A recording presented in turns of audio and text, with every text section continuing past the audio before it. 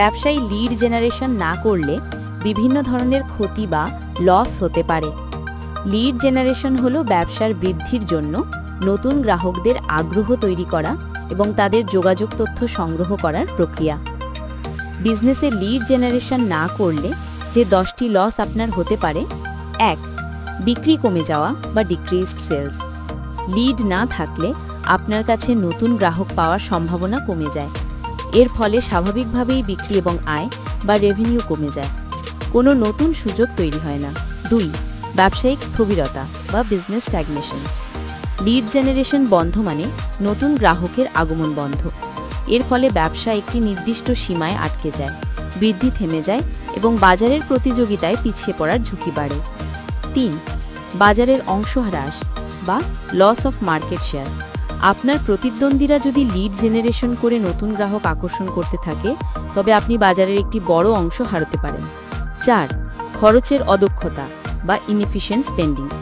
Lead generation না করলে আপনার বিপণন প্রচেষ্টা বা মার্কেটিং এফর্টস সুনির্দিষ্ট গ্রাহকের কাছে পৌঁছাতে পারে না। ফলে বিজ্ঞাপন বা অন্যান্য প্রচারে ব্যয় করা অর্থ অদক্ষভাবে খরচ হয়। 5. ব্র্যান্ডের দৃশ্যমানতা হ্রাস বা reduced brand visibility. Lead generation প্রক্রিয়ার অংশ হিসাবে বিভিন্ন বিপণন সামগ্রী তৈরি করা হয়, যা ব্র্যান্ডের প্রচার বাড়ায়। এটি না করলে ব্র্যান্ডের দৃশ্যমানতা কমে যায়। 6. সুযোগ হাতছাড়া বা মিসড অপরচুনিটিস। যারা আপনার পণ্য বা পরিষেবাতে আগ্রহ দেখাতে পারতেন, তাদের তথ্য সংগ্রহ না করলে সেই বিক্রির সুযোগগুলি চিরতরে হাতছাড়া হয়ে যায়। 7. দীর্ঘমেয়াদী প্রভাব বা লং টার্ম কনসিকুয়েন্সেস।